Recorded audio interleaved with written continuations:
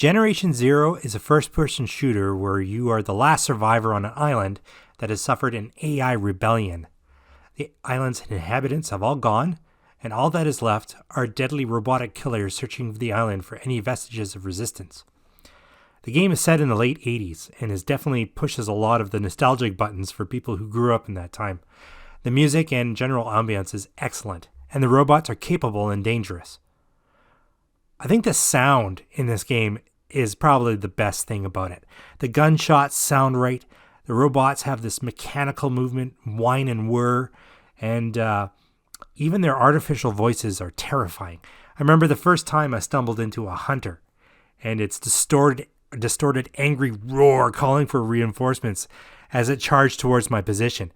The only thing I had to defend myself was an old rusty pump action shotgun with half a dozen birdshot shells and a worn out PPK I found and a couple of magazines of 32 ACP hollow point I found on a dead policeman, and maybe a torch and a couple of bandages, and that's it.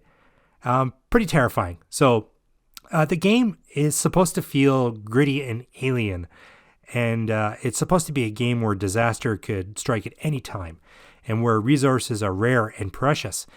And mostly, I think they hit the mark with most of it. But unfortunately, they really missed the mark with the weapons in the game, and that's a real shame. The company who developed this game was also responsible for a game called The Hunter, which was praised for their firearms accuracy. I saw a screenshot where the player was making an ammunition selection, and one of the choices was a hard cast flat point bullet. So, that's pretty technical kind of stuff when it comes to firearms. So I was hoping Gen Zero would be similar. But apparently the gun nerds weren't invited to this party. So let's get into it. The game has a massive scaling issue when it comes to weapon performance, especially when it comes to the extreme ends of the scale. At the weak end, you have pistols, which should be absolutely useless when it comes to fighting the heavy units in the game, and yet they're not. At the strong end, you have weapons that are designed specifically to take on light-skinned or even medium-armored vehicles, taking upwards of like a dozen shots to destroy a heavy robot. Even sometimes lighter units, like hunters, take several shots to defeat. We have 50 BMG sniper rifles in the game. It's a Barrett M82. And their shots simply bounce off the equivalent of modern fan lift drones. But in this game, you can sometimes hit them twice, even 3 times before they go down. And in between, we have weird situations like a light varmint 243 chambered, like 243 Winchester chambered hunting rifle, doing about triple the amount of damage that a 7.62 NATO semi-automatic rifle can do, which is just silly. Plus, there's accuracy issues with the guns and a lot more. There's a lot of physics and engineering going on when it comes to damage potential of a cartridge. Bullet design counts for a lot, and so does the makeup of the target. I understand that the game cannot model real life really all that effectively. It's just too complicated. However, I think Apex did a terrible job with the in-game weapons. It could be a lot better. Now, it's nearly impossible to model how well these cartridges would perform against a fictional robot force using unknown tech. So let's just use energy as a reasonable measuring stick. It's not perfect by any means, but it's the best way I can think of to test these firearms. I tested the damage potential of the various firearms by attacking the rocket pods of prototype and some military tanks around the map. And I did this on adventure mode so I wouldn't get killed easily. I chose a range where I could easily target the pod with a high rate of success. I'd say shots were taken under 100 meters, so bullet velocity shouldn't be affected much, really. All testing was done with gold quality guns using standard full metal jacket rounds. So let's take a look at some of the extreme ends of the issue, using 5.56 NATO as a base. it's kind of a middle line power-wise, so I figured it would be a good 0 point to test all the other cartridges against it. So, the AK-5 in 5.56 NATO versus the... Now, okay, you have to bear with me here. I'm not Scandinavian, so I'm going to pronounce this incorrectly. But the the Elgstudsar. I think that's what that means. Elgstudsar. So elk bouncer rifle or moose bouncer rifle chambered in .270 Winchester. Now, a standard 5.56 NATO pushes a 62 grain bullet at around 3,000 feet per second.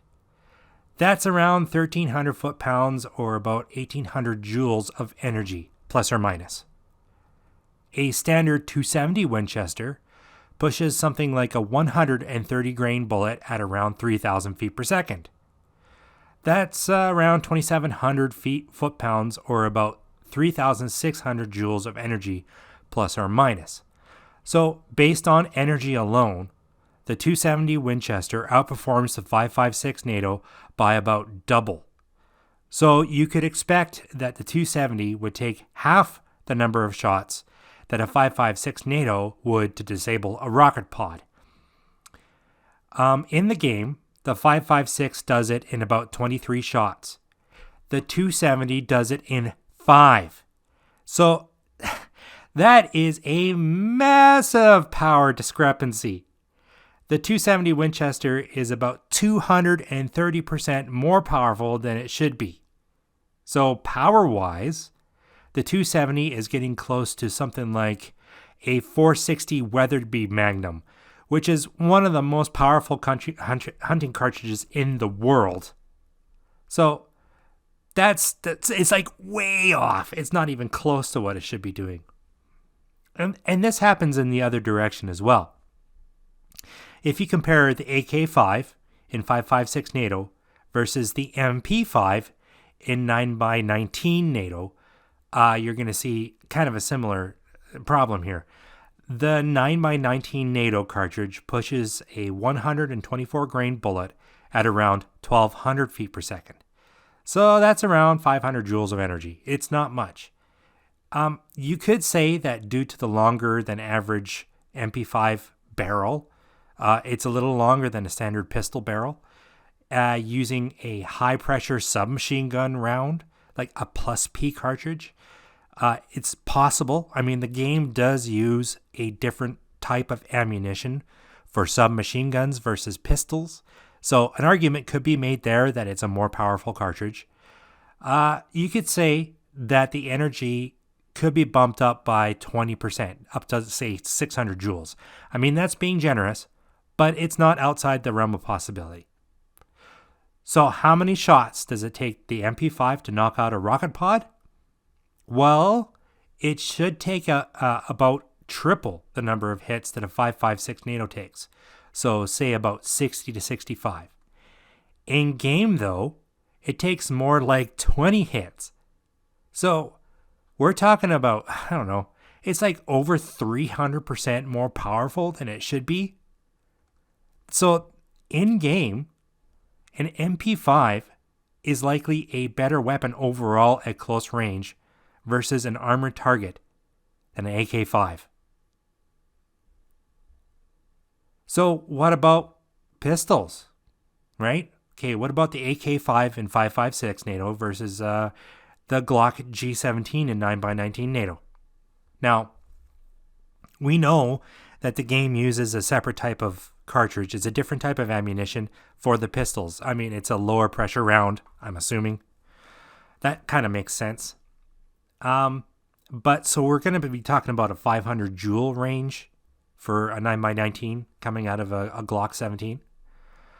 I don't have a gold Glock 17, but I do have a gold M9 Beretta. So it's not that much different. I mean, power-wise, it's about the same. A 9mm pistol takes about 13 hits to knock out a rocket pod. You have to do it at much closer range, so that might have something to do with it. And it is more difficult to use because now you're dealing with a target that is right up in your face. And, tanks have gas attacks and that sort of stuff. It's much more dangerous for the user.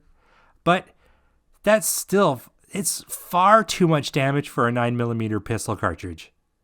I mean, really, when you look at the energy output of the cartridge versus a 5.56, it should take like 80 shots to knock a rocket pod off of a tank. But a 9mm, the pistol in game does it in like 13. So that's like 600% the amount of damage it should be doing. Honestly, a 9mm pistol coming out of, a 9mm bullet coming out of a pistol shouldn't do much more than scrape the paint off of the armor.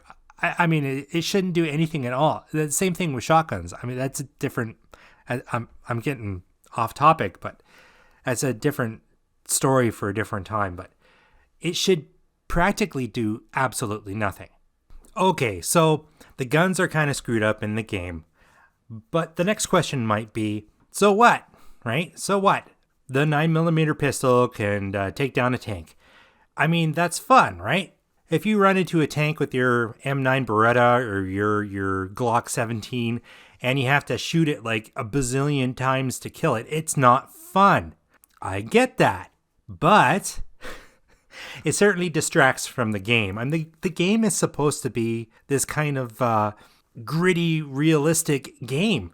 You're supposed to be very afraid of tanks, and you should avoid them. You should use stealth to set up traps and all that kind of stuff in order to wear them down, and then maybe you could kill it with your low-powered weapons. But they could have changed things up quite a bit to make this a little bit better. Now, enemies in the game are really categorized under 3 categories. You've got light troops, which is like the Seekers and the Runners, and they're very quick. They're scouts, they're skirmishers. They don't carry a lot of firepower, but they can maneuver very quickly and detect you and call the alarm for other heavier troops to come get you. You've got medium troops. Now, this is like your hunters, and they're more heavily armored. And then you've got your heavies, which are the tanks and the harvesters, and they're heavily armed and they're heavily armored. The same goes with the weapons in the game. You've got light weapons, which are your pistols and your shotguns. You've got medium weapons, which are your automatic rifles, like the G3 and, or I should say the AK-4 and the AK-5 in the game, and the AK-47. Those are your medium automatic rifles in the game. And then you got your heavy weapons, which is like the Carl Gustav recoilless rifle and the M85 Barrett rifle. Those in 50 BMG, those are your heavy weapons that you can use against the heavies. So having a pistol wouldn't be useless. You could make them very effective against the light troops and not so effective against medium troops and almost useless against the heavies. You could have your medium guns, which is your automatic rifles, maybe even the MP5. Maybe that could be a crossover between a light and a medium, and those would be effective against the hunters, but not so effective against the heavy troops.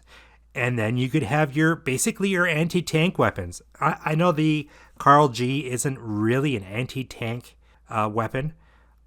It's kind of a unique beast in that respect, but it's the best that you got, other than your 50 BMG, your M85 Barrett rifle.